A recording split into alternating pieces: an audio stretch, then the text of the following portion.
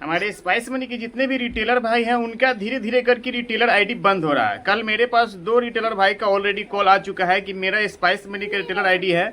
मैं पिछले 3 साल से स्पाइस मनी का रिटेलर आईडी यूज कर रहा था, लेकिन मैं अपना आईडी लॉगिन करने गया तो वहाँ अरे कहना क्या चाहते हो? कुछ जो मैं स्क्रीनशॉट आपको दिखा रहा हूँ, कुछ इस तरह का पॉपअप मुझे शो हो रहा है, क्योंकि मेरा केवाईसी करने के लिए बताया जा रहा है और इसका सीपीबी पेंडिंग पड़ा हुआ है और इस पर मेरा पैसा कटने के लिए इतना चार्जेस बताया जा रहा है। तो ये सब क्या है, क्यों ऐसा हो रहा है दोस्तों, आज की इस वीडियो में हम आपको बताने वाले हैं कि जो भी स्पाइस मनी रिटेलर हो, चाहे वो न्यू रिटेलर हो चाहे वो ओल्ड हो, यानी पहले से काम कर रहे हो, लेकिन स्पाइस मनी के रिटेलर आईडी अचानक से बंद होने का क्यों कारण है, क्या कारण है कि आपका रिटेलर आईडी बंद हो जाता है।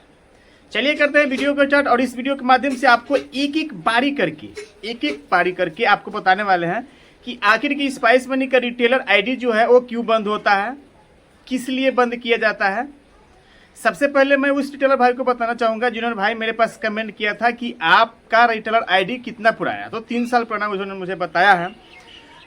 तो सबसे पहले दोस्तों मैं आपको बता दूं कि जो स्पाइस मनी की आप एपीएस संचालक हो, चाहे आप किसी भी कंपनी को, आपका रिटेलर आईडी बंद कंपनी के एंड से क्यों किया जाता है, इसका कुछ रीजन होता है। मेरा भी स्पाइस मनी का आईडी है, मैं 2018 ये बड़ी अच्छी बात कही आप से स्पाइस मनी का चला, मेरा आज तक आईडी बंद नहीं हुआ। लेकिन आप लोगों का आईडी क्यों बंद होता है, इसका कारण क्या है। सबसे पहले मैं आपको ये बता दूं कि इन लोगों का रिटेलर आईडी बंद होता है जो कि अपना स्पाइस मनी का रिटेलर आईडी बना लिए हैं, लेकिन उसमें कोई काम नहीं कर रहे हैं, जैसे कि APS, Aadhaar enable payment system, recharge, money transfer, bill payment, LIC insurance, account opening, cash collection, loan repayment, credit card के लिए अप्लाई, चाहे बहुत से जो इसमें फ्यूचर दिया गया है, जो आप मोबाइल रिचार्ज, वो आप किसी भी फ्यूचर को दोस्तों यूज ही नहीं करते। तो कंपनी सोचता है कि भाई आपका आईडी को एक्टिव रखने से क्या फायदा है, इसीलिए कंपनी आपकी आईडी को डीएक्टिवेट कर देता है। क्योंकि ऐप का खर्चा दोस्तों, आप प्ले स्टोर से इसका ऐप डाउनलोड करते हो कंपनी का, इस ऐप का खर्चा, स्टाफ का खर्चा, ये सब खर्चा फालतू में कंपनी क्यों देगा।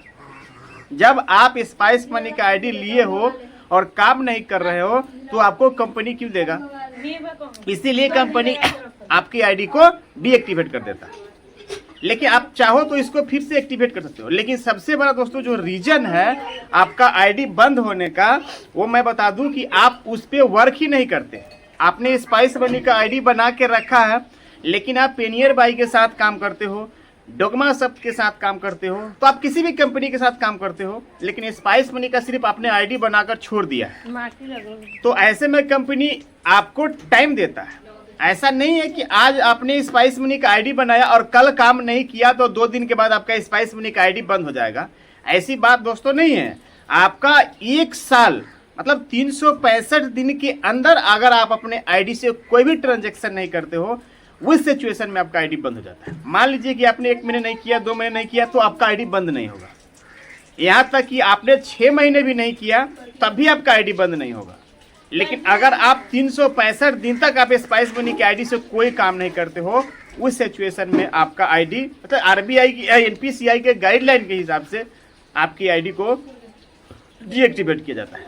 जैसे कि आपका किसी बैंक में अकाउंट है, उस अकाउंट में लेन देन नहीं कर रहे हो, वो भी आपका अकाउंट डीएक्टिवेट हो जाएगा, केवाईसी से सस्पेंड कर दिया जाता है। उसी तरह से दोस्तों ये भी आपका एक अकाउंट ही होता है, ये आपका अकाउंट ही होता है, लेकिन ये बीसी अकाउंट होता है, बीसी वॉलेट होता है।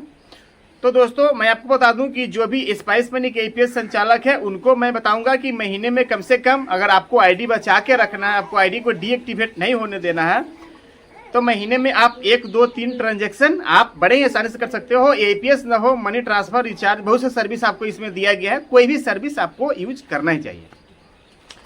अब दोस्तों जिसका आईडी बंद हो जाता है, उस सिचुएशन में वो बंदा काम नहीं कर पाएगा, उसको फिर से आपको एक्टिवेट करने के लिए आपको करना क्या होगा, इस वीडियो को एंड तक देखना होगा। सबसे पहले मैं बता दूं कि आपको जिस कंपनी का आपने आईडी लिया है, तो आपका जो डिस्ट्रीब्यूटर होगा, ब्लॉक लीड होगा, कोऑर्डिनेटर होगा, कलेक्टर हेड होगा, उससे आपको कॉल करना है। इससे आपका जो भी डिस्ट्रीब्यूटर है, आप स्पाइस मनी का आईडी लिए हो तो आपका कोई ना कोई दोस्तों डिस्ट्रीब्यूटर जरूर होगा। तो आप अपने डिस्ट्रीब्यूटर से बात कीजिए और उसको बोलिए कि सर मेरा जो स्पाइस मनी का आईडी है वो डीएक्टिवेट हो गया है, मैं इससे फिर से एक्टिवेट करके इसको यूज करना चाहता हूँ। तब दोस्तों बात अब आ जाती है कि अब आपको देना होगा 350 रुपये का CPB का चार्ज, तब जाके आपका आईडी एक्टिवेट होगा। इस बात का आप लोग ध्यान दें।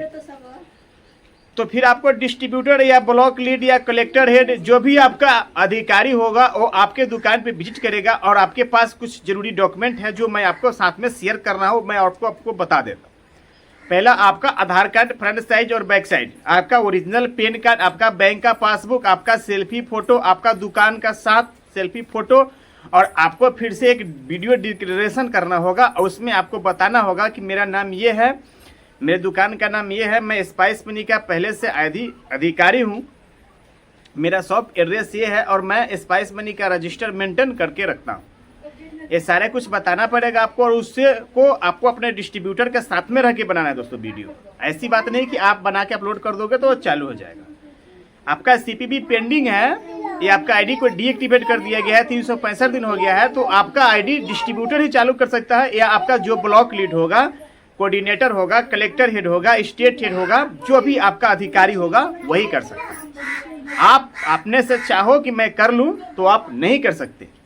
तो ये जो जरूरी कुछ डॉक्यूमेंट है जो मैंने आपको बताया है कि आपके पास आधार कार्ड, पैन कार्ड, बैंक का पासबुक, ईमेल आईडी, आपका शॉप के साथ फोटो और आपका वीडियो डिक्लेरेशन और जो भी आपका डिस्ट्रीब्यूटर है वो साथ में आपके खड़ा रहेगा और आपको फिर से वो CPB करेगा और आपके स्पाइस मनी वॉलेट में 350 रुपये का अमाउंट ऐड करना होगा।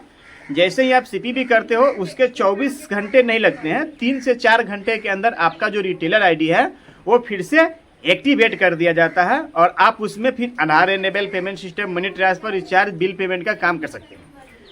दोस्तों इस वीडियो को देखने के बाद आप लोगों को दिमाग में जो कन्फ्यूजन था कि स्पाइस मनी का आईडी क्यों बंद हो रहा है, और बहुत से रिटेलर भाई जो हमारे वीडियो पे जाके कमेंट करते हैं, मैं उनसे रिक्वेस्ट करना चाहूँगा कि अगर आपके पास स्पाइस मनी का आईडी है, चाहे आप किसी भी कंपनी का आईडी चलाते हो, अगर 1 साल तक 365 दिन तक आप कोई ट्रांजेक्शन नहीं करते तो आपका आईडी कंपनी के एंड से डीएक्टिवेट कर दिया जाता है। तो आपको आईडी को आपको कैसे बचाना है वो मैं आपको बता दिया कि आप अपने आईडी को कैसे बचा सकते हो। आप महीने में 2 महीने में 1-2 ट्रांजैक्शन करोगे तो आपका आईडी हमेशा सेफ रहेगा। आप दोस्तों आई होप कि इस वीडियो के माध्यम से मैंने कुछ जानकारी और कुछ आपको बताने की कोशिश किया है। तो आपको वीडियो पसंद आया है तो लाइक करना, ना पसंद आया होगा तो डिसलाइक करना। और दोस्तों इस वीडियो से रिलेटेड अगर आपके मन में कोई भी सवाल है तो बेशक मुझे नीचे कमेंट करके पूछ सकते हो। बहुत लोग आते हैं, वीडियो को देखते हैं, अच्छा भी लगता है, लाइक नहीं करते हैं और चैनल को सब्सक्राइब नहीं करते हैं। दोस्तों मैं इतना मेहनत करके आपके लिए वीडियो बनाता हूं, तो प्लीज़ आपसे रिक्वेस्ट है कि अगर कंटेंट अच्छा लगे तो लाइक करना, ना अच्छा लगे तो डिसलाइक करना। और दोस्तों आप किसी भी कंपनी के APS संचालक को अपने रिटेलर आईडी का पासवर्ड, ID, OTP किसी भी हाल में किसी के साथ दोस्तों साझा न करें। और जो मैंने आपको प्रक्रिया बताया उस प्रक्रिया को आपको फॉलो करें। तो मिलते हैं दोस्तों अब किसी नए वीडियो के साथ में, तब तक के लिए आप लोग अपना ख्याल रखें। नमस्कार।